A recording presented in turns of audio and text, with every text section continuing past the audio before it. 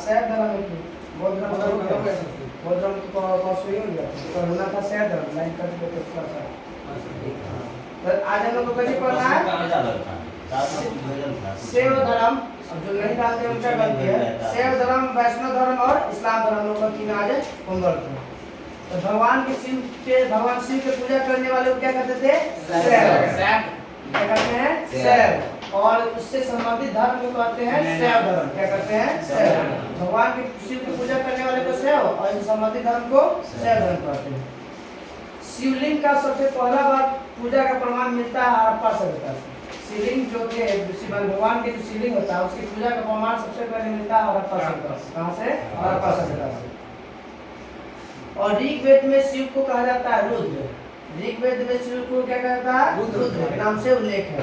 और अथर्ववेद में 4 नाम से पशुपति, भूपति, सर्व और भव।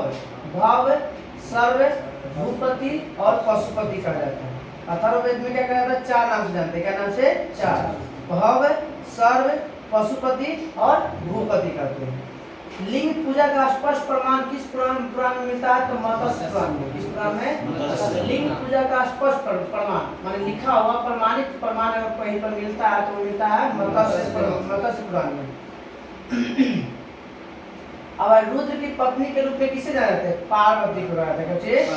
और जिसका विवरण मिलता है तैत्तिरीय अर्णयक में। किसमें मिलता है? तैत्तिरीय अर्णयक में। रुद्र के पत्नी में को कहा जाता है पार्वती और पार्वती का नाम कब मिलता है? किसमें? तैत्तिरीय अर्णयक में। वायु पुराण में शैव संप्रदाय को 4 भाग में बांटा गया है। वायु पुराण में शैव संप्रदाय को 4 भाग में बांटा गया है। 4 भाग में। तो पुराण की संख्या कितनी है? 18। पुराण की संख्या 18 में 5 में ही प्रमाणिक है जिकरा में राजाओं के घटना मिलता है। 3 में तो मालूम है। वायु पुराण मिलता है गुप्त का। विष्णु में मिलता है किसका? विष्णु पुराण में मिलता है किसका? मौर्य का। और आईबाव का जो बोलता है तीसरा पुराण। हाँ, वायु पुराण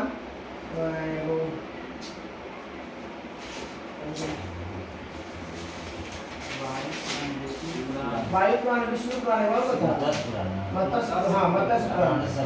मत्स्य पुराण मिलता है आंश पुराण का। वायु पुराण मिलता है गुप्त का और विष्णु पुराण मिलता है मौर्य का।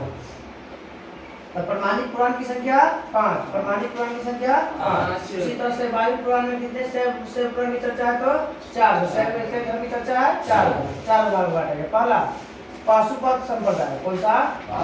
दूसरा कपालिक है। तीसरा है कालमुख और चौथा है लिंगायत। तो वायु पुराण में शैव संप्रदाय की संख्या कितनी बताई गई? 4। पाशुपत, कपालिक, कालमुख और लिंगायत। तो पाशुपत संप्रदाय के जो संस्थापक है वो लकुलिश है। कौन है? लकुलिश। पाशुपत संप्रदाय के संस्थापक कौन थे? लकुलिश, जिनको जो है शिव के 18 अवतारों में से एक माना जाता है। लकुलिश को शिव के 18 अवतारों में से क्या माना जाता है? एक थे। पाशुपत संप्रदाय के अनुयायियों को पंचार्थिक कहा जाता है। पाशुपत संप्रदाय के अनुयायियों को पंचार्थिक कहा जाता है। पाशुपत संप्रदाय के अनुयायियों को पंचार्थिक कहा जाता है। और इन्होंने जिस सैद्धांतिक ग्रंथ की रचना की है उस ग्रंथ का नाम है पाशुपत ग्रंथ। पाशुपत ग्रंथ। पाशुपत संप्रदाय है और प से पाशुपत है, प से पंचार्थिक है, प से पाशुपत ग्रंथ। सब पैसे नहीं। कपालिक संप्रदाय के इष्ट देव थे भैरव। कपालिक संप्रदाय के इष्ट देव कौन? भैरव। कपालिक संप्रदाय के इष्ट देव भैरव। और इनका प्रमुख स्थान कहाँ पे? इसका मुख्य केंद्र कहाँ है? श्री शैले नामक स्थान पे। तो कपालिक के जो है प्रमुख केंद्र कहाँ मिलता है? तो श्री शैले नामक स्थान पे। कालमुख संप्रदाय के अनुयायियों को शिव पुराण में महाव्रतधर कहा जाता है। कालमुख संप्रदाय के अनुयायियों को शिव पुराण में महाव्रतधर कहा जाता है। महाव्रतधर माने महाव्रत मतलब पर्व सबसे बड़ा पूजा करने वाले संज्ञा दिया गया है। और इसी संप्रदाय के लोग क्या कहते हैं? मानव के खोपड़ी में भोजन और सूरापान करते थे। तो किस संप्रदाय के लोग जो है मानव के खोपड़ी में सूरापान करते थे? तो कालमुख संप्रदाय में। कालमुख संप्रदाय के लोग ही क्या करते थे, मानव खोपड़ी में क्या करते थे, सूरापान और भोजन भी करते थे। और साथ ही अपने शरीर का पर चीता माने जो मरा हुआ लोग को जलाने के बाद जो बचता है भस्म ना, वो लपेटा करते थे। कौन सा? कालमुख संप्रदाय। कौन सा संप्रदाय? कालमुख संप्रदाय। लिंग अब चौथा बचा लिंगायत संप्रदाय, दक्षिण भारत में प्रचलित है। कौन सा अतिशय संप्रदाय प्रचलित है दक्षिण भारत में? लिंगायत संप्रदाय। कौन सा? लिंगायत, जिसमें जिन्हें जंगम कहा जाता है। तो लिंगायत संप्रदाय को क्या कहता है? जंगम। लिंगायत संप्रदाय क्या कहता है? जंगम। उसका एक और नाम क्या है? जंगम कहा जाता है। इस संप्रदाय के लोग को शिव के लिंग की उपासना करते हैं और शून्य संपादने लिंगायत का मुख्य धार्मिक ग्रंथ है। लिंगायत संप्रदाय का प्रमुख धार्मिक ग्रंथ का नाम क्या है? शून्य संपादने। शून्य संपादने। लिंगायत धर्म का प्रमुख ग्रंथ कौन सा है? शून्य संपादने। 1200 पुराण में लिंगायत संप्रदाय के प्रवर्तक किसे माना गया है? अल्लभ प्रभु को। 1200 पुराण में लिंगायत संप्रदाय के प्रवर्तक किसे माना गया है? अल्लभ प्रभु तथा उसके शिष्य बासव को बताया गया। अब आते हैं बासव के बारे में। बासव और उनका भतीजा चन्ना बासव कर्नाटक के कलचुली दरबार में रहते थे। अभी बासव किसके दरबार में रहते थे? कर्नाटक के कलचुली वंश के। और कलचुली वंश से राजधानी कहाँ थी? कोटकल। कहाँ थी? कोटकल। 10वीं शताब्दी में एक नाथ संप्रदाय की स्थापना होती है। नाथ संप्रदाय की स्थापना 10वीं शताब्दी। नाथ संप्रदाय की स्थापना 10वीं शताब्दी। संस्थापक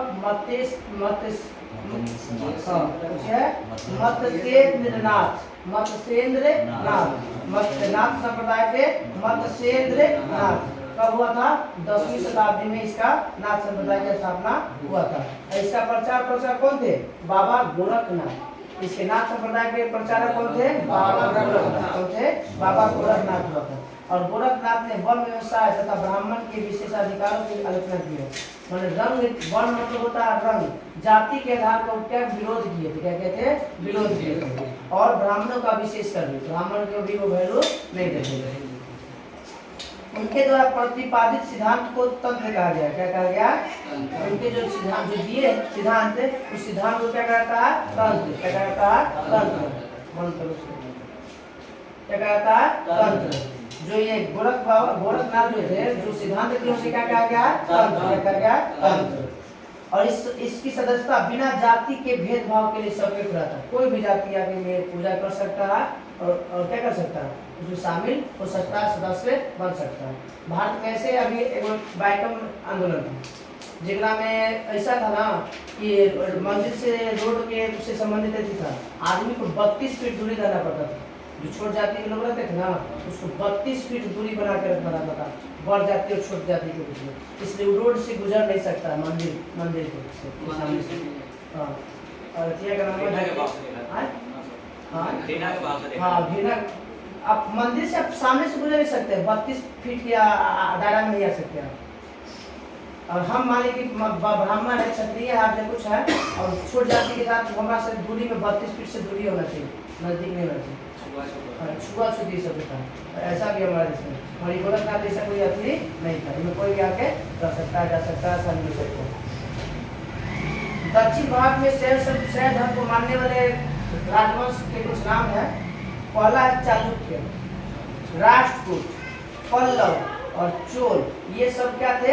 मानने वाले लोग हैं। इनके समय में क्या होते थे? शैव धर्म की पूजा हुआ था, इन शैव धर्म को मानते थे। कौन कौन? चोल, पल्लव, राष्ट्रकूट और चालुक्य। चोल, पल्लव, राष्ट्रकूट और चोल।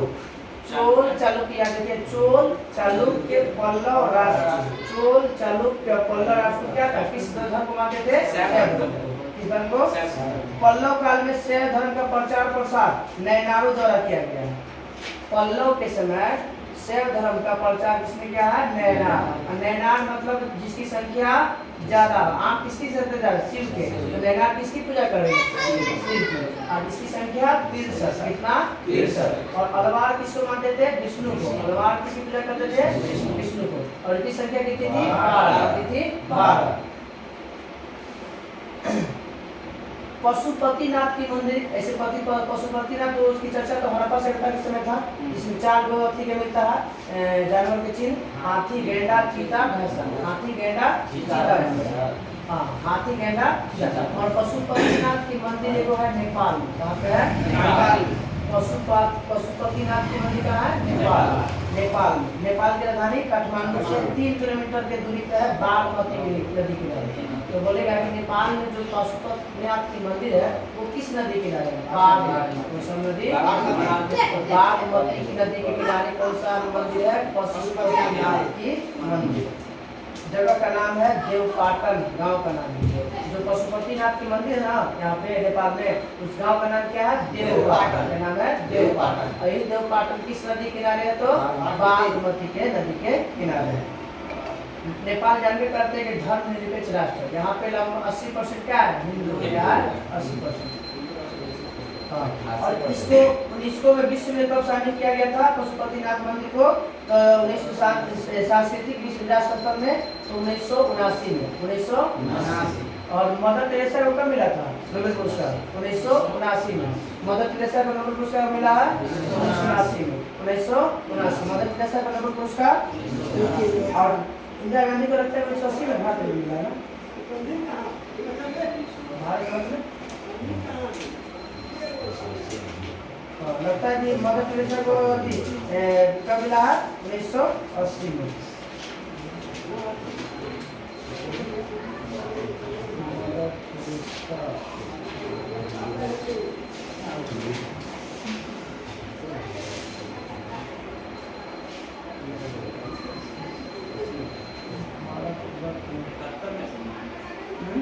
मदर टेरेसा को मिला 1980 में।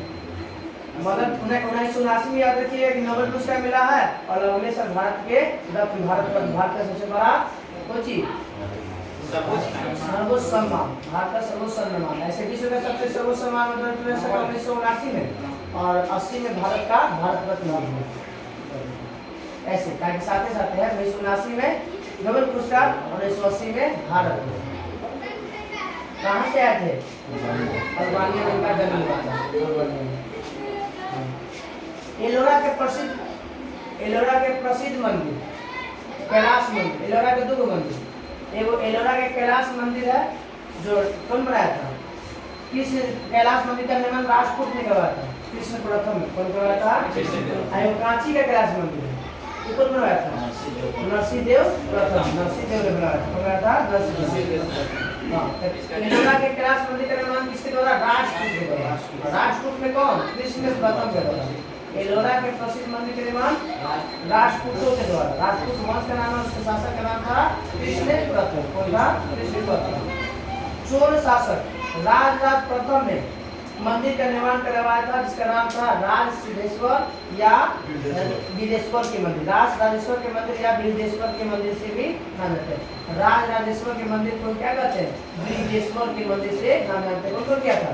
राजराज प्रथम।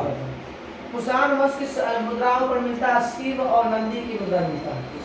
हाँ, कुषाण वंश के शासक जो थे उसके जो बनाए गए मुद्रा था उस पर किसका चिन्ह मिलता बनाया हुआ? शिव और नंदी, मतलब शिव और उसके भगवान जो उस पर बैठते हैं उनके नंदी बैल का मिलता है। किसका? शिव और नंदी के बैल की चर्चा किसके मुद्रा मिलता है? तो कुषाणों के। किसके? कुषाण। और कुषाणों के संस्थापक कुजुल कटनीसेस। और तांबा के सबसे पहले सिक्का चलाया था इस कुषाण वंश में कौन? कुजुल कटनीसेस। और सबसे शुद्ध सोना जो है, शुद्ध सोना इसी के शासनकाल में चला है। बोलेगा किसके शासनकाल में शुद्ध सोना चला है? तो कुषाण वंश के शासन में सबसे ज्यादा सोना का इस्तेमाल किया गया है। और सर्वाधिक सोना का इस्तेमाल किया गया था गुप्त में। सर्वाधिक सोना गुप्त वंश के शासन में। और सबसे पहले हिंद यूनानी सोना का सिक्का जारी किया था हिंद यूनानी। सर्वाधिक सोना गुप्त और सर्वाधिक अच्छी मतलब शुद्ध सोना तो कुषाण। अब आते हैं हम लोग वैष्णव धर्म। कौन सा? वैष्णव धर्म की जानकारी मिलता है उपनिषद से। वैष्णव धर्म की जानकारी किससे मिलता है? उपनिषद से। किससे? उपनिषद से। और इसमें किसका जो मिलता है? भागवत धर्म से संबंधित है। किसका? और इसमें पूजा किया जाता है किसकी? नारायण जी का। मैंने किसको बोलते हैं? विष्णु भगवान। किसको? विष्णु भगवान। नारायण के पूजा करने वाले को पंचरात्र कहते हैं। माने विष्णु भगवान की पूजा करने वाले को पंचरात्र कहते हैं। विष्णु भगवान की पूजा करने वाले को पंचरात्र कहते हैं। वैष्णव धर्म में प्रवर्तक कृष्ण थे। कौन थे? कृष्ण। और कृष्ण भी तो विष्णु के ही रूप थे, इसलिए प्रवर्तक कौन बन गए? कृष्ण। कौन बन गए? कृष्ण। और किस कबीले से जुड़े हुए थे? तो वृषण कबीला से। तो इस कबीला से कृष्ण जो है किस कबीला से जुड़ा हुआ था? तो कृष्ण कबीला से, वृषण कबीला से जुड़े हुए थे। कौन कबीला से? और इसका निवास स्थल कहाँ था? मथुरा। कहाँ पे? मथुरा। कहाँ थे? मथुरा। कृष्ण का उल्लेख किस उपनिषद में मिलता है भाई? तो छंदोगय उपनिषद। माने कृष्ण की चर्चा जो है किस उपनिषद में मिलता है? छंदोगय उपनिषद। कृष्ण की चर्चा किस उपनिषद में मिलता है? छंदोगय उपनिषद। किसमें? छंदोगय उपनिषद से। जिसे बताया गया उनकी माँ के नाम देवकी और पिता का नाम कुछ था? वासुदेव। क्या था? वासुदेव। और उसके गुरु के नाम थे अंगिरस। सब चर्चा किसमें मिलता है? छंदोगय उपनिषद में। माने माता का नाम, पिता के नाम और गुरु के नाम किसमें मिलता है? छंदोगय उपनिषद से मिलता है।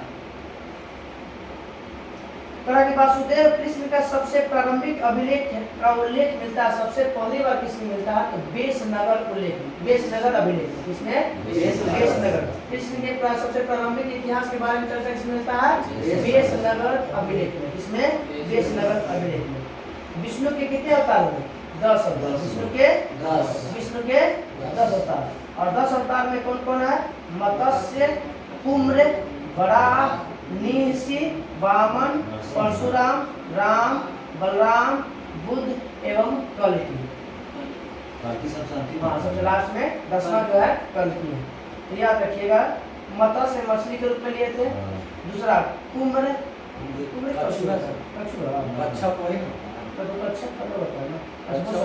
नरसिंह वाला हो गया था।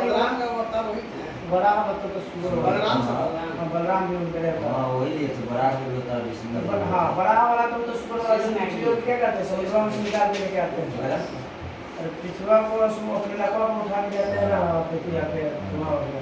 और नरसिंह वाला तो ये वाला, ये होलिका वाला में किसका? कुछ प्रहलाद। उनका के बाप का नाम रहता है कुछ नरसिंह। हां, और जो छतिया फाड़ते हैं अपने पान में होलिका रहती है। तो बड़ा कहता है कहीं से फेंकवा देता है तो नहीं मरते। तो लास्ट में कहता है अपने कुआं गिलाई ना, हम लेके बैठ जाते हैं। हम तो जलवे नहीं करेंगे, जल जाएगा। तो हो जाता है कि वो ना जल के अपने खुद तो वही के साथ हम लोग तो होलिका जलाते आ रहा है। उनका सम्मान मिलता है सबके। हिरण्य कश्यप। हां, हिरण्य कश्यप नाम था। पहला कितना नाम था? हिरण्य कश्यप। तो कौन कौन था? मत्स्य, कुर्रम, वराह, ऋषि। वामन वाला तो बताया दिए थे, गौना रूप में धारण किए थे। परशुराम तो धारण करते हैं। राम, तीसरा अवतार में तो अपना सर्वस्व रखवा देते हैं, राजा बाली के अति कर आते हैं। फिर अति परशुराम सब जानते हैं कि धनुष टूटता है तो खिसिया लाते हैं वहाँ पे, राम जी जब तोड़ते हैं तो। फिर उसके बाद राम, बलराम, बुद्ध और लास्ट कौन था? कल्कि। गुप्त काल में विष्णु का बड़ा अवतार सर्वाधिक प्रसिद्ध है। तो गुप्त काल में कौन सा इनका अवतार था सर्वाधिक प्रसिद्ध था? तो बड़ा। कौन सा? बड़ा। अब बताते हैं कि वैष्णव धर्म में ईश्वर को प्राप्त करने के लिए सर्वाधिक किसको माना गया? तो भक्ति को माना गया। क्या माना गया? विष्णु मान क्या कहा गया कि वैष्णव धर्म को ईश्वर को प्राप्त करने के लिए सबसे क्या करना चाहिए? भक्ति करना चाहिए, पूजा पाठ हरि कीर्तन सब करना चाहिए। अब प्रमुख संप्रदाय और उससे संबंधित व्यक्ति बताना। विशिष्टाद्वैतवाद। विशिष्टों में सबसे अधिक फेमस पृथ्वी पर भगवान कौन जी हुए? राम जी। कौन है?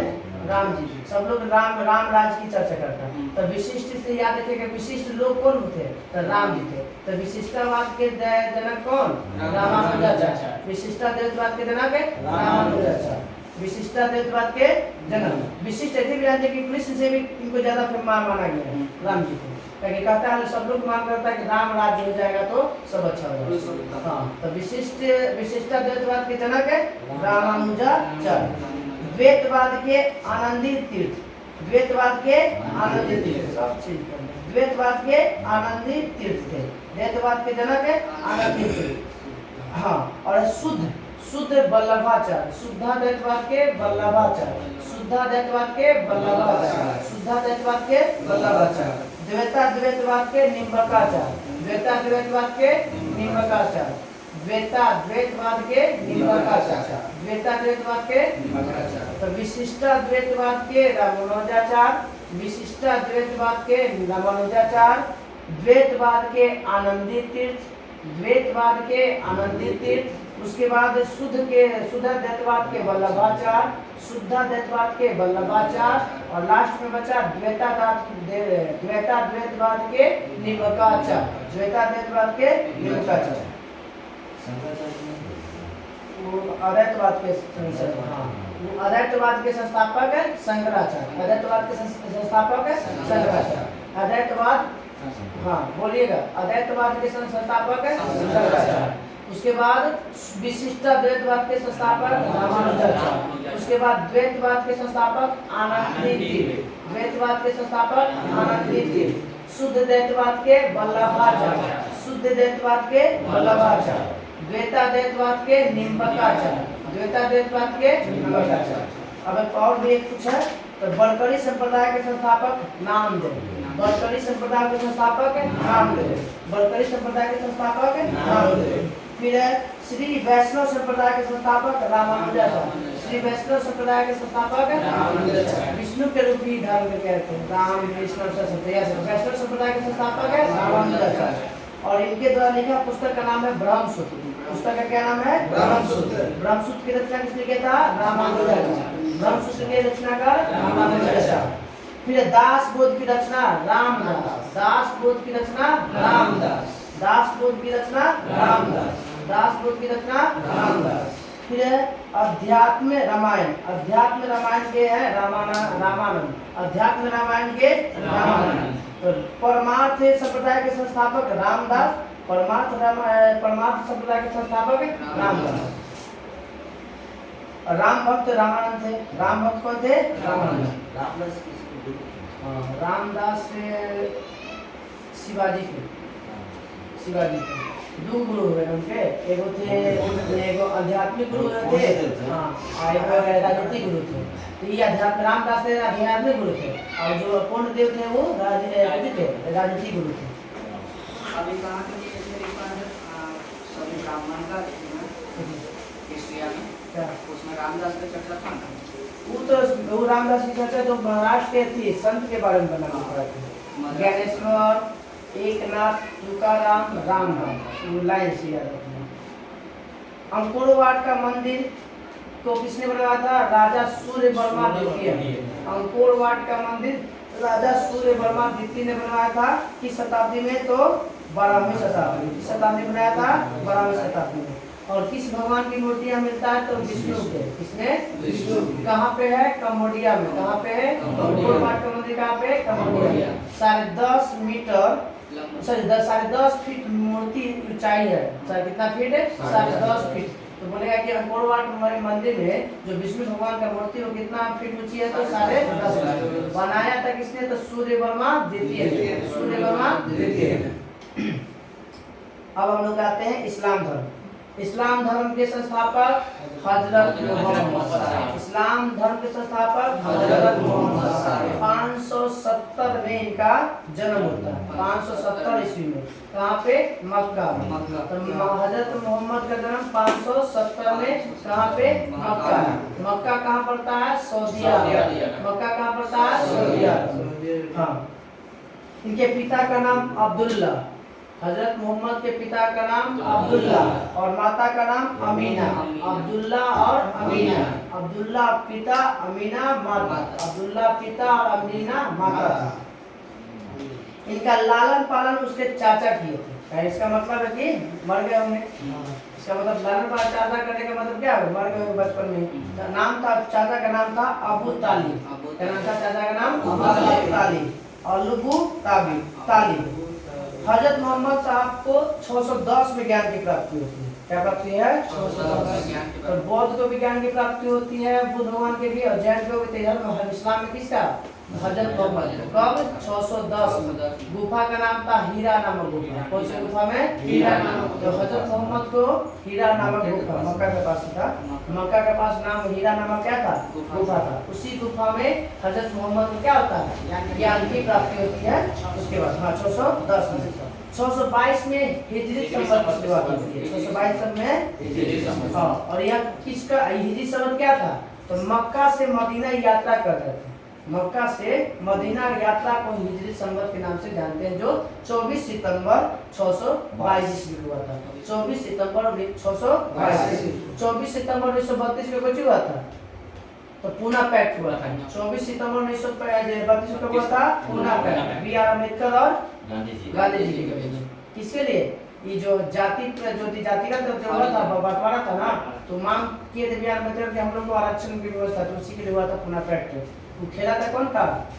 राइजे मैकडोनाल्डवा खेला था। वहीं पे गांधी अपने तरफ से बोलते हैं कि आप लोग तो हरि के जन हैं, आप तो सबसे भगवान विष्णु क्या होता है, हम लोग आप हमारी पूजा करेंगे, हम आपकी पूजा करेंगे। आप हरि विष्णु के भक्त, इसलिए हम आपको पूजा करेंगे। उसी में भी पूरा कमिटी जो था ना हरियाणा वाला उनका, वो सब गांधी जी की तरफ से आ जाते हैं और बी आर अम्बेडकर को अकेले छोड़ देते हैं। तो वहीं पे से अलग हो जाते हैं राजनीति से पूरा ही बी आर अम्बेडकर। हाँ, उनको बुलाते हैं कब? जब संविधान निकला रहता है ना, तब गांधी जी बुलाते हैं। मतभेद बहुत जगह हुआ गांधी जी से, बहुत जगह जान रहे थे गांधी जी कि भारत में कोई पढ़ा लिखा इंसान नहीं था। 23 गो डिग्री इनके पास था, 23 गो डिग्री। कई भाषा के जानकारी थी, ये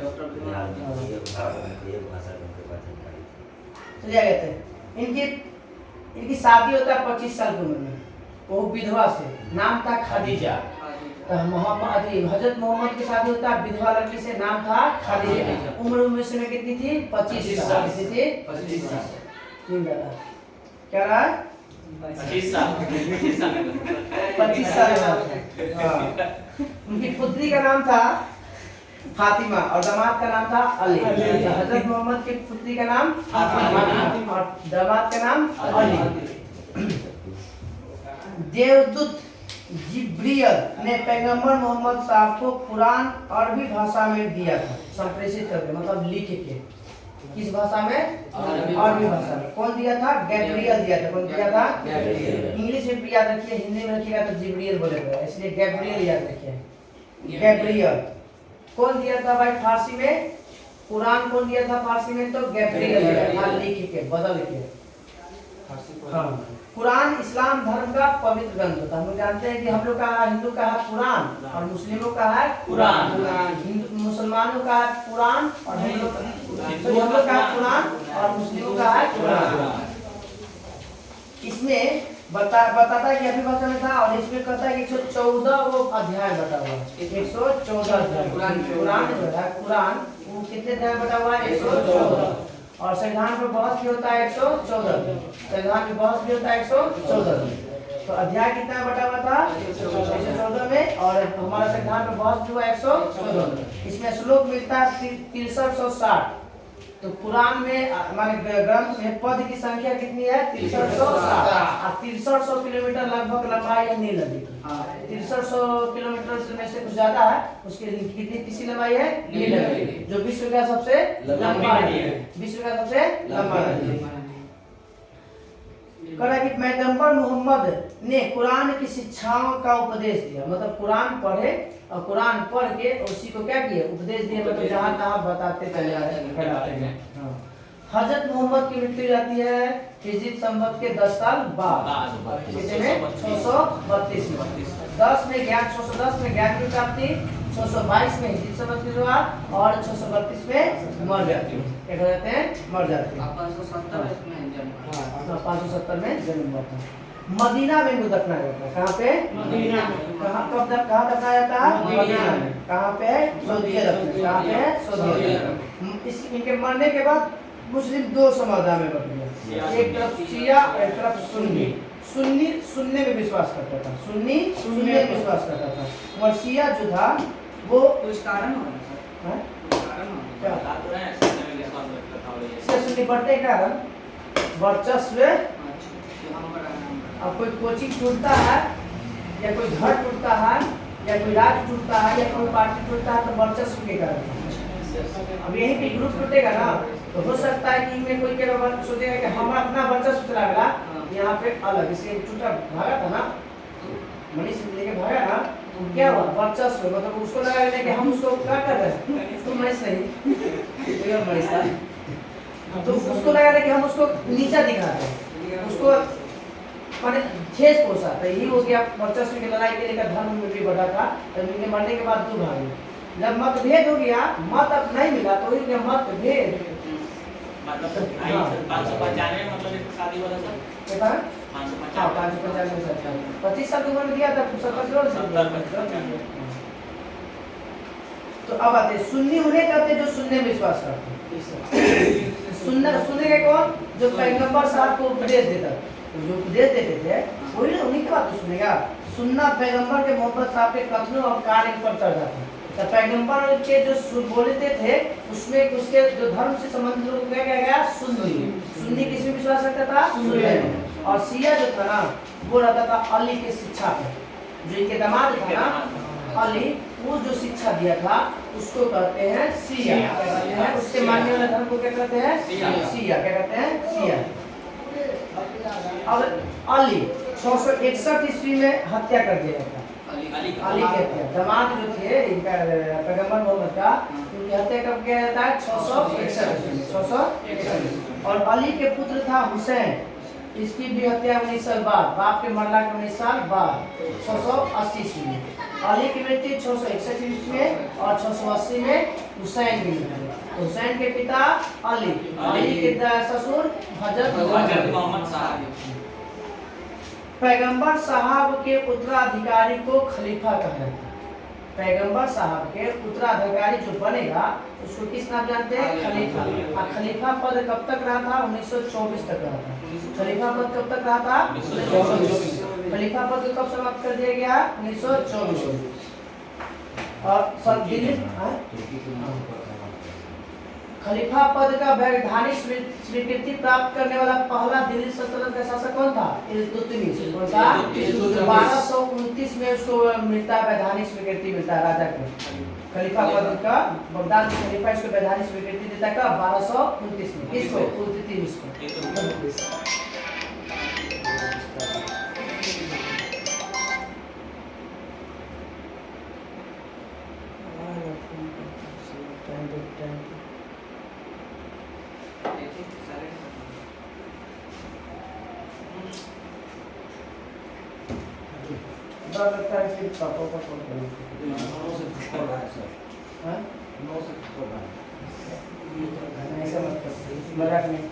तो खलीफा पद बताना कि दिल्ली सल्तनत के किस शासक को वैधानिक स्वीकृति मिलता है खलीफा से, कब मिलता है 1219। और हजरत मोहम्मद के उत्तराधिकारी को कहा जाता है खलीफा। यही खलीफा जो था 570 से माने इनके बाद हजरत मोहम्मद के बाद जो मृत्यु के बाद जो खलीफा पर स्टार्ट होता है, कब तक रहा, 1924 तक। हाँ, कब समाप्त होता है, मुस्तफा कमाल पाशा के तुर्की का जो होता है ना विभाजन, उस समय यह समाप्त होता है। अब आते हैं विदेरू में, इसमें इस्लाम जगत खलीफा पद 1924 तक रहा था। 1924 में तुर्की के शासक मुस्तफा कमाल पाशा कौन समाप्त करते हैं, मुस्तफा कमाल पाशा कौन करते हैं, मुस्तफा कमाल पाशा। और हजरत मोहम्मद के जो जीवन चरित्र लिखता है उसका नाम है इब्न ईसा, क्या नाम है, इब्न ईसा। जैसे बाबर का तो बाबर नाम आप खुद ने लिखा, आप एक बार जो था जहांगीर नाम आप खुद जहांगीर ने लिखा था, फिर अकबर था तो अबुल फजल लिखा था। उसी तरह से इनका हजरत मोहम्मद के जब जीवन चरित्र लिखा जा रहा था तो उसका कौन लिखा था, इब्न ईसा। किसके बारे में लिखा गया था, इब्न ईसा। मोहम्मद पैगंबर के जन्म के दिन को हम मनाते हैं कौन सी, ईद ए मिलाद उन नबी, मतलब ईद होता है, ईद हाँ, ईद ए मिलाद उन नबी, ईद ए मिलाद उन नबी। तो बोलेगा कि हजरत मोहम्मद के जन्म के दिन को हम क्या मनाते हैं भाई, ईद मनाते हैं, ईद क्या मनाते हैं, ईद मनाते हैं। भारत में सर्वप्रथम इस्लाम का आगमन कब होता है, तो 712 में। कब होता है, 712। भारत में सबसे पहले इस्लाम का आगमन कब होता है, 712 में। अरबों द्वारा, किसके द्वारा? अरबों द्वारा। वही मोहम्मद बिन कासिम 712 में आक्रमण करता है। ऐसे 711 भी कहीं कहीं देता है, और अगर मोहम्मद बिन कासिम से भी कोई और था पहले तो उसके चर्चा देता है, दिया हुआ नहीं है। और सबसे पहले जब मोहम्मद बिन कासिम आता है एमबी के, तो सबसे पहले सिंध में जीतता है। किसको जीतता है? सिंध में। और सिंध में जीत कर फिर आगे बढ़ता है। नमाज के दौरान पश्चिम की ओर मुंह करके नमाज पढ़ता है। मुस्लिम लोग नमाज पढ़ता किसको? पश्चिम की ओर। मतलब है मक्का कहाँ है? पश्चिम। सऊदी अरब में ही मक्का है, तो मक्का कहाँ पड़ता है? पश्चिम। इस पश्चिम को दिशा को कहते हैं कौन चीज? किबला। क्या कहते हैं? किबला। पश्चिम की दिशा को क्या कहते हैं? किबला। अपना लोग किबला किबला किबा खावती कबीला तो अलग है। कबीला हो गई तो समुदाय के लोग रहता था जंगल में, उसको कबीला कहते हैं। हाँ किबला। अब हम लोग का हिस्ट्री में है पूरे विश्व में सब पश्चिमी में। हाँ सब पूरा विश्व में। अब जिधर पड़ जाए कब मान लीजिए उस साइड वाला होगा तो इधर में मुकदमा पड़ेगा। सऊदी अरब में हम लोग भारत में जो है भारत वाला जो होगा माने इस एरिया के जो भी कंट्री होगा ना तो सऊदी अरब में किधर है? पश्चिम पड़ता है। देश है देखेंगे हम। देश से अब थोड़ा जल्दी जगह चर्चा कर लेते हैं। संप्रदाय वाला देख लीजिएगा।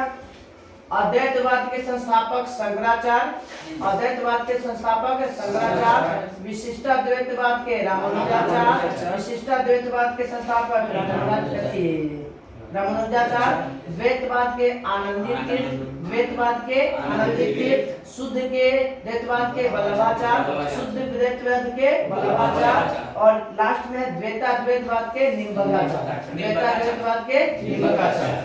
फिर है बरकरी संप्रदाय के नाम दो, बरकरी संप्रदाय के नाम दो, बरकरी संप्रदाय के नाम दो। रामानुजाचार्य ने एक पुस्तक लिखा था, इसका नाम था ब्रह्मसूत्र। क्या नाम था? ब्रह्मसूत्र। रामानुजाचार्य ने कौन सा पुस्तक लिखा था? ब्रह्मसूत्र। और श्री वैष्णव संप्रदाय के संस्थापक कौन?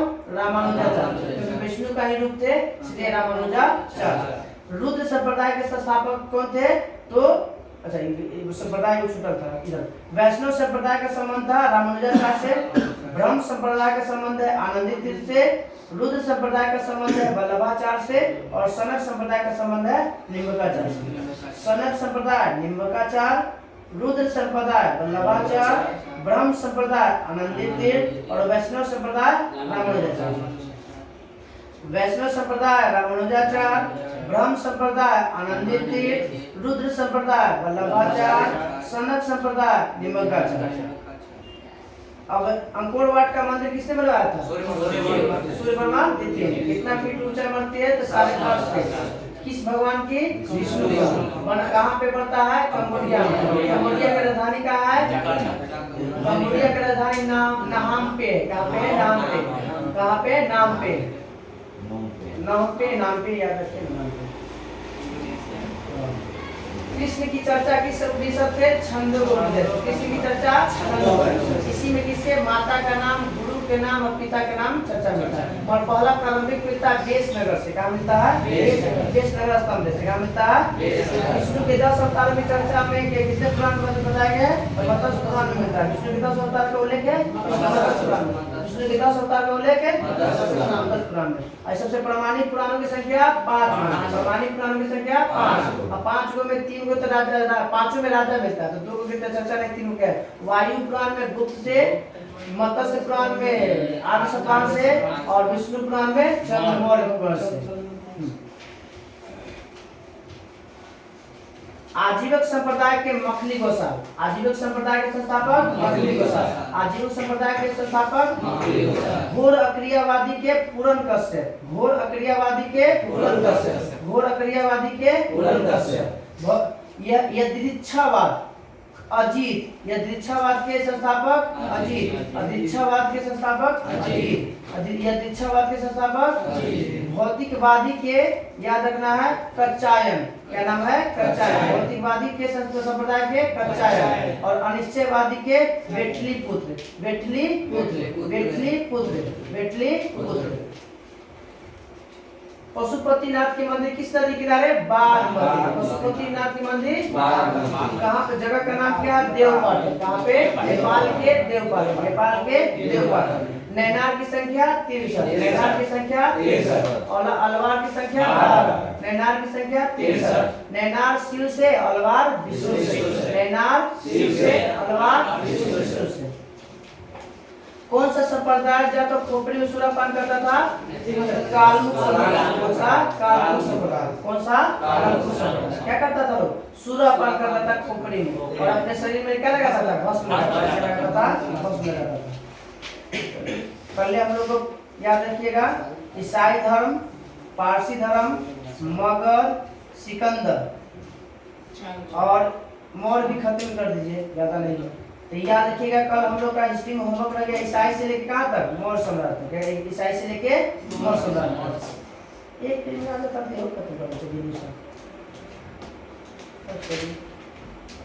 उसके बाद फिर अशोक वाला है बड़ा, यहाँ तक तो ज़्यादा नहीं, ठीक है टाइम लगेगा। ये क्वेश्चन बना बहुत कुछ तो चलिए हम लोग का है ज्योग्राफी। क्या है? ज्योग्राफी। ज्योग्राफी में हम लोग कुछ हो गया था, ज्वालामुखी हो गया था, भूकंप हो गया था, विभिन्न स्थलाकृतियां था, फिर से पढ़ना था। बोले ना फिर से स्थलाकृति पढ़ गया ना। निर्माण के आधार पर स्थलाकृति कितने भाग में? 3 भाग। निर्माण के आधार पर स्थलाकृति कितने भाग में? पर्वत, पठार, मैदान। पर्वत, पठार, मैदान। पर्वत उत्पत्ति के आधार पर 4 प्रकार के। पर्वत उत्पत्ति के आधार पे 4 प्रकार के। पहला था ब्लॉक पर्वत, दूसरा था अवशिष्ट पर्वत, तीसरा था संचित पर्वत, चौथा था वलित पर्वत। तो उत्पत्ति के आधार पर पर्वत कितने प्रकार के? 4 प्रकार। उत्पत्ति के आधार पर पर्वत 4 प्रकार। पहला ब्लॉक, दूसरा अवशिष्ट, तीसरा संचित, चौथा वलित पर्वत। हाँ, ब्लॉक पर्वत क्या है भाई? जब धसल वाला भाग, अगल बगल एरिया वाला भाग उठल, नीचे वाला धसल, वही उठल वाला भाग को कहते हैं हम लोग ब्लॉक। ब्लॉक मतलब रुकावट डाला। ब्लॉक मतलब क्या है? दो तरफ से रुकावट है ना, घाटी के बीच में धसल भाग में रुकावट डालेगा ना, तो धसल हुआ भाग को कहते थे कोई चीज ब्लॉक। क्या कहते थे? नहीं, दोनों उठा था उसको, जो घसा रहता था उसे कहते थे रिफ्ट घाटी। क्या कहते थे? जो उठा हुआ था वो ब्लॉक पर्वत, और जो धसा हुआ था उसे रिफ्ट घाटी। और दुनिया का सबसे बड़ा रिफ्ट घाटी जॉर्डन नदी की घाटी। जॉर्डन नदी की घाटी जिसकी लंबाई 4800 किलोमीटर। कितना? 4800। जॉर्डन नदी की घाटी की लंबाई कितना? 4800 किलोमीटर। वहाँ कितना? 4800 किलोमीटर। जो कहाँ से कहाँ तक फैला हुआ है भाई? ये इसमें हाँ देखिए, यह पड़ता है लाल सागर से लेके जाम्बेजी नदी तक। लाल सागर से लेके जाम्बेजी नदी तक। लाल सागर का नाम जाम्बेजी करते हैं कि लाल शैवाल की अधिकता के कारण उसका रंग कैसा दिखता है? लाल, इसीलिए इसको लाल सागर के नाम से जानते हैं। ब्लॉक पर्वत में याद रखना है कि उदाहरण है, एक अमेरिका का, एक पाकिस्तान का साल्ट रेंज। तो साल्ट रेंज में जो पर्वत है वो किस पर्वत का उदाहरण है? ब्लॉक पर्वत। साल्ट रेंज कहाँ मिलता है? पाकिस्तान में। साल्ट रेंज पाकिस्तान मतलब नमक का पहाड़। साल्ट रेंज जो है ना, नमक का पहाड़ है, नमक। साल्ट रेंज कहाँ मिलेगा? पाकिस्तान में। और किसका उदाहरण है? ब्लॉक पर्वत का। किसका? ब्लॉक पर्वत का। ब्लैक फॉरेस्ट सब जानता है कि जर्मनी में। ब्लैक फॉरेस्ट जर्मनी में। ब्लैक फॉरेस्ट पर्वत कहाँ? जर्मनी में। वोजेस फ्रांस। वोजेस फ्रांस। वोजेस फ्रांस। तो ब्लॉक पर्वत के 3 उदाहरण, वोजेस फ्रांस में, वोजेस फ्रांस में, ब्लैक फॉरेस्ट जर्मनी में, ब्लैक फॉरेस्ट जर्मनी में, और लास्ट बचा पाकिस्तान वाला साल्ट रेंज। साल्ट रेंज कहाँ पे? पाकिस्तान। अब है पर्वत निर्माण संबंधित कुछ सिद्धांत। कुछ सिद्धांत है और उसके भूगोल बेहतर है। भूसंतति के सिद्धांत कोबर। भूसंतति के सिद्धांत कोबर। भूसंतति के सिद्धांत कोबर। तापीय संकुचन। तापीय, ताप कहाँ जाओगे ठंडा होगा? फ्रिज में। ताप कहाँ जाकर ठंडा होगा? फ्रिज में, इसलिए इसको जेफ्रीज। तापीय संकुचन जेफ्रीज। तापीय संकुचन जेफ्रीज। सब इधर कम से कम सब पे ध्यान देना चाहिए। जेफ्रीज। हाँ, तापीय संकुचन का सिद्धांत जेफ्रीज दिया था। अगला है महाद्वीपीय फिसलन। फिसलते हैं डेली। फिसलते हैं डेली। तो महाद्वीपीय फिसलन डेली। महाद्वीपीय फिसलन का सिद्धांत डेली। महाद्वीपीय फिसलन का सिद्धांत डेली। अब आते हैं संवहन, महाद्वीपीय विस्थापन। व से विस्थापन, व से वेगन। व से विस्थापन, व से वेगन। महाद्वीपीय विस्थापन, महाद्वीपीय विस्थापन वेगन। महाद्वीपीय विस्थापन वेगन। संवहन तरंग होम्स। संवहन तरंग होम्स। संवहन तरंग होम्स। संवहन तरंग ओम्स। Radio activity jolly, radio activity jolly, radio activity jolly, radio activity jolly. सीधा बैठो। देख रहा है कि जाएगा सब बोले रहेगा। रेडी अब तो बोलना भी नहीं है, आराम से करके सुनो। Radio activity jolly, radio activity jolly. एक बच गया लास्ट में प्लेट विवर्तनी, हैरी हैंड। प्लेट विवर्तनी सिद्धांत किसने दिया था? हैरी है। प्लेट विवर्तनी सिद्धांत किसने दिया था? हैरी। तो पहला से कुछ था पहला था भूसंतति कोबर, भूसंतति कोबर। तापीय संकोचन जेफ्री, तापीय संकोचन जेफ्री, तापीय संकोचन जेफ्री। महाद्वीपीय विस्थापन वेगनर, महाद्वीपीय विस्थापन वेगनर, महाद्वीपीय विस्थापन वेगनर। महाद्वीपीय फिसलन डेली। महाद्वीपीय फिसलन डेली, महाद्वीपीय फिसलन डेली। तरंग सिद्धांत ओम, संवहन तरंग ओम, संवहन तरंग ओम, संवहन तरंग ओम। Radio activity jolly, radio activity jolly, radio activity Joly. Plate विवर्तनिक सिद्धांत हैरी। प्लेट विवर्तनिक सिद्धांत का शब्द का पहला प्रयोग किया था कौन? 1965 में टूजो विल्सन। कहाँ पे किया था भाई? टोरंटो विश्वविद्यालय के थे। कुछ किया था सर्वप्रथम विश्वविद्यालय में, टोरंटो विश्वविद्यालय में। तो शब्द का प्रयोग किया था टूजो विल्सन टोरंटो विश्वविद्यालय में, टूजो विल्सन टोरंटो विश्वविद्यालय में। मगर इसका व्याख्या किया था मॉर्गन। कौन किया था? मॉर्गन। व्याख्या किया था मॉर्गन। व्याख्या कौन किया था? मॉर्गन। ब्लैक फॉरेस्ट खत्म, दूसरा अवशिष्ट पर्वत। कौन सा? अवशिष्ट पर्वत। करा दिया अपर्दन से। अवशिष्ट चट्टान का निर्माण कैसे होता है? अपर्दन से। कैसे? कटने से। क्या होता है? घिसाहट से। तो ये सबसे जो बनेगा वो कौन सा कैसा कहलाएगा पर्वत? अवशिष्ट पर्वत। अवशिष्ट पर्वत के उदाहरण भारत में 5 गो, भारत में 5 गो। विंध्याचल, सतपुरा, नीलगिरी, पारसनाथ, राजमंगल पहाड़ी। विंध्याचल, सतपुरा, नीलगिरी, पारसनाथ, राजमंगल पहाड़ी। इसका उदाहरण है तो अब विदेश में 2 याद रखना। एक स्पेन में सियरा और गैसा बुट्टा अमेरिका में, गैसा बुट्टा अमेरिका में, गैसा बुट्टा अमेरिका में। भारत में 5 गो, विदेश में 2। भारत में 5 गो, विदेश में 2। तो भारत में कौन कौन? पहला विंध्याचल पर्वत, दूसरा सतपुरा, तीसरा नीलगिरी, चौथा पारसनाथ और पांचवा राजमंगल। विंध्याचल पर्वत तो जानते करते हैं उत्तर भारत का जो विभाजन का काम करता है। विंध्याचल पर्वत, सतपुरा मध्य प्रदेश में, नीलगिरी तमिलनाडु में, पारसनाथ झारखंड में और राजमंगल पहाड़ी भी झारखंड। और सियरा स्पेन में और गैसा बुट्टा अमेरिका में। अवशिष्ट पर्वत भी खत्म। संचित पर्वत का उदाहरण है ये बालू मिट्टी के कण से उड़ाए गए जो होता है ना, कंकड़ पत्थर जहाँ पे आके एक जगह जमा हो जाता है, ऐसे पर्वत को हम लोग बोलते हैं संचित पर्वत। जिसका उदाहरण मिलता है रेगिस्तान में, बालू का स्रोत मिलेगा। अब आते हैं बलित पर्वत, जो विश्व के सबसे अधिक भागों में फैला हुआ कौन सा पर्वत? बलित पर्वत। एंडीज, हिमालय, आल्प्स, यूराल और Rocky. Andes, Himalaya, Alps, Rocky और यूराल, ये सब कैसा पर्वत का उदाहरण है? बलित पर्वत का उदाहरण। किसका उदाहरण है? बलित पर्वत। और ये सब कौन सी विधि द्वारा बना हुआ है? तो प्लेट विवर्तनिक सिद्धांत के द्वारा ये सब बना हुआ है। प्लेट विवर्तनिक सिद्धांत जो कितना साल पहले? 30 मिलियन वर्ष पहले, मतलब 3 करोड़ साल पहले सबका मान हुआ है। विश्व का सबसे लंबी पर्वतमाला एंडीज। विश्व का सबसे बड़ी लंबी पर्वतमाला एंडीज। विश्व का सबसे ऊंची चोटी तो सब जानते हैं माउंट एवरेस्ट। सबसे ऊंची चोटी माउंट एवरेस्ट। अफ्रीका का सर्वोच्च चोटी किलिमंजारो। अफ्रीका का सबसे ऊंची चोटी किलिमंजारो। कहाँ पड़ता है? तंजानिया में। कहाँ पड़ता है? तंजानिया।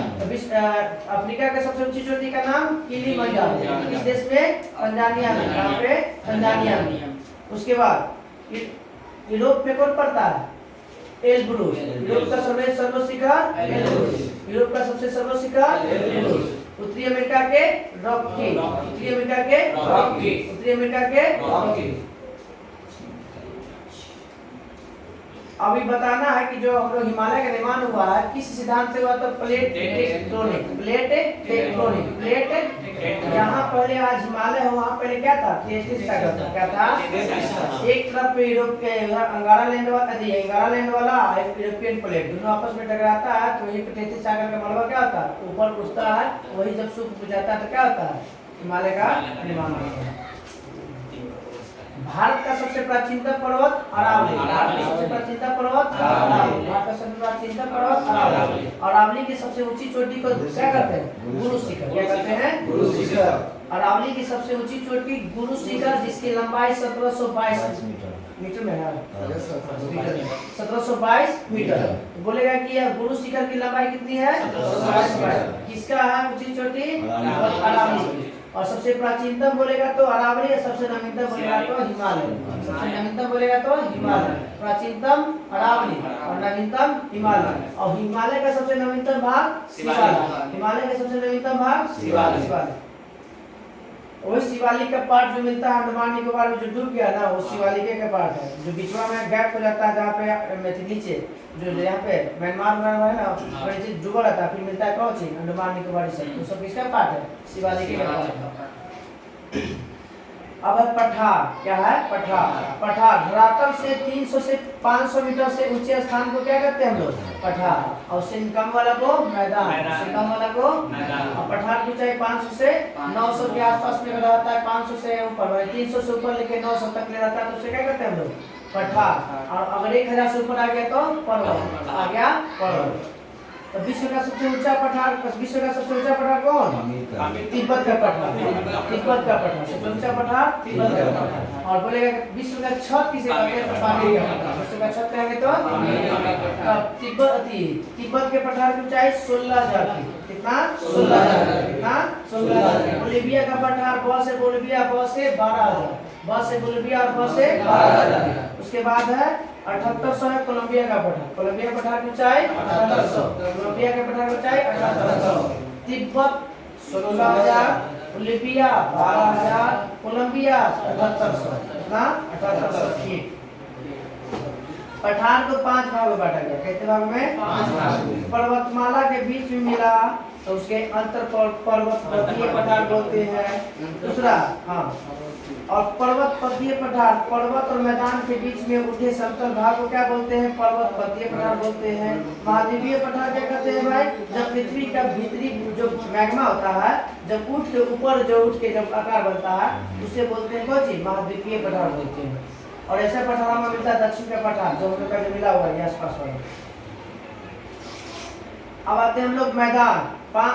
300 के नीचे वाला जो भी मैदान है, जो समतल मिलेगा उसको बोलते हैं हम लोग मैदान। क्या बोलते हैं, मैदान। मैदान 2 प्रकार के बने, 2 प्रकार के, एक अपर्दनात्मक, एगो निश्चयात्मक। अपर्दनात्मक काट छाट के जो मैदान बना उसे अपर्दनात्मक, और जो अवशेष ला जाके कहाँ पर जमा कर दिया, अवक्षेप जाकर जमा कर दिया, उससे बना तो क्या बोलते हैं, निक्षेपात्मक मैदान। तो अब जो है अपर्दनात्मक मैदान को 5 भागों में बांटा गया। कितने भागों में, 5। जो पहला लोएस का मैदान है, तो लोएस के मैदान बाहरी बालू मिट्टी कण के उदाहरण लाए बनी मैदान को लोएस का मैदान। तो कहाँ मिलेगा, राजस्थान में। कहाँ मिलेगा, राजस्थान में। तब मिट्टी के कण, बालू के कण से बने मैदान को लोएस का मैदान क्या बोलते हैं। अब कास्ट का मैदान, कौन सा, चूना पत्थर के चट्टानों के घुलने के बाद जो मैदान बनता है उसे बोलते हैं कास्ट का मैदान। क्या बोलते हैं, तो चूना पत्थर से बने हुए मैदान को कास्ट का मैदान। वह संप्राय मैदान, क्या है, संप्राय मैदान, समुद्र तल के निकट स्थित जिनका निर्माण नदियों के अपरदन से बने हुए मैदान में क्या कहते हैं हम लोग, संप्रदाय मैदान, संप्राय मैदान, संप्राय मैदान। ग्लेशियर जान ही रहे हैं कि बर्फ के प्रतीक से, बर्फ से बने हुए मैदान को क्या कहेंगे, ग्लेशियर। रेगिस्तानी तो सब जानते हैं। अब निक्षेपात्मक मैदान को कई भाग में बांटा गया है। निक्षेपात्मक मैदान में जैसे गंगा का मैदान, ब्रह्मपुत्रा का मैदान, फिर मिसिसिपी का मैदान, सतलज का मैदान, हांगहो का मैदान। हांगहो नदी का नाम चीन में, हांगहो नदी को एक पीली नदी कहा जाता है। हांगहो नदी क्या कहते हैं, पीली नदी कहते हैं। और एशिया की सबसे लंबी नदी यांगटी सिकियान, यांगटी सिकियान, यांगटी सिकियान। अब है विभिन्न द्वारा आकृति स्थलाकृति। भूमिगत जल द्वारा निर्मित आकृति बताना है युवाला, युवाला, काष्ठ झील, डोलाइन, गोलरंध्र, गीजर, गीजर जैसे पानी निकलता है ना अपने से फुहारा टाइप का जैसे से वो गीजर, और उत्सुत कुआं, कौन सा उत्सुत कुआं, ये सब किसके द्वारा भूमिगत जल, भूमि के अंदर से जो जल निर्माण करता है उसको बोलते हैं भूमिगत जल से निर्मित कौन-सी युवाला, स्टेलेग्माइट, स्टेलेक्टाइट, और उत्सुत कुआं, डोलाइन, काष्ठ झील, गीजर, ये सब भूमिगत जल से बना निर्मित स्थलाकृति है। तो भूमिगत जल से बना हुआ का नाम से सुनिएगा उत्सुत कुआं, गीजर, डोलाइन, काष्ठ झील, युवाला, स्टेलेक्टाइट, स्टेलेग्माइट, ये सब भूमिगत जल द्वारा निर्मित स्थलाकृति है। स्टेलेग्माइट, स्टेलेक्टाइट, फिर उत्सुत कुआं, युवाला, गीजर, ये सब किसके द्वारा बना हुआ है तो भूमिगत जल के द्वारा निर्मित है। सबसे ज्यादा उत्सुत कुआं मिलता है ऑस्ट्रेलिया में, सर्वाधिक उत्सुत कुआं मिलता है कहाँ पे कहाँ पे ऑस्ट्रेलिया में। दूसरा है सागर द्वारा निर्मित स्थलाकृति, सागर द्वारा निर्मित स्थलाकृति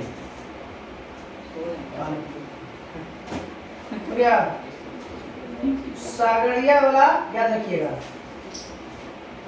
बेलाचली तंगरिका, बेलाचली तंगरिका, सर्फ बेलाचली तंगरिका, सर्फ बेलाचली तंगरिका, पुलिन टोम्बोलो, पुलिन हुक टोम्बोलो, पुलिन हुक टोम्बोलो, पुलिन हुक टोम्बोलो, पुलिन हुक टोम्बोलो सागरीय जल द्वारा निर्मित है।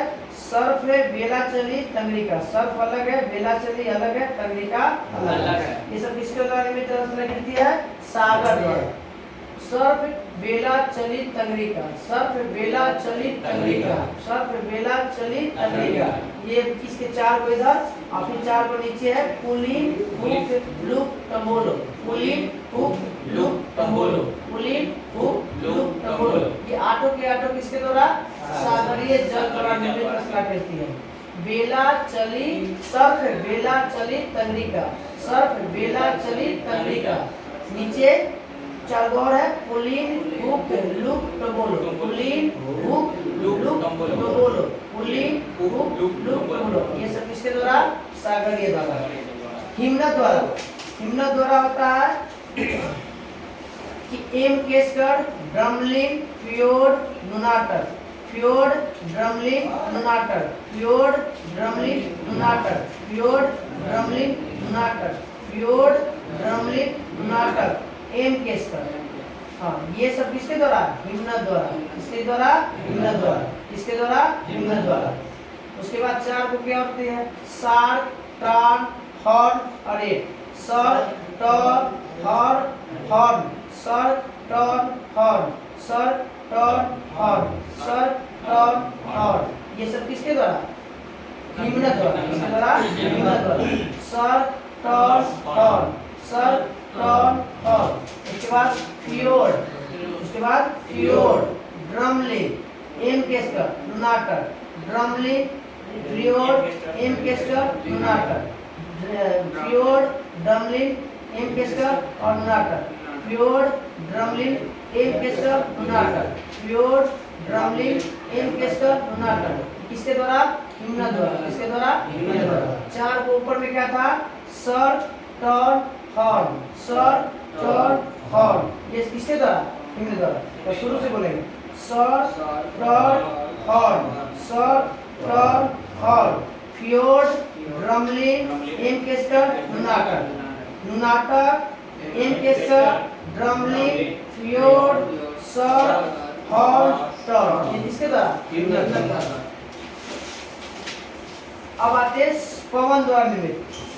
ड्रमलिन को अंडों की टोकरी के आकृति जैसा दिखाई देता है, कैसा किस हिमनद की आकृति जो होती है अंडों की टोकरी जैसा दिखाई देता है ड्रमलिन, क्या बोलता है ड्रमलिन। अब हम लोग याद रखना है पवन द्वारा निर्मित, पवन द्वारा निर्मित, पवन द्वारा निर्मित, ध्यान सुनिएगा पवन द्वारा। ज्यूगेन यार्डंग, इंसेलबर्ग, छत्रक, प्लेया, लैगून, बरखान, लोयस, प्लेडिप्ले।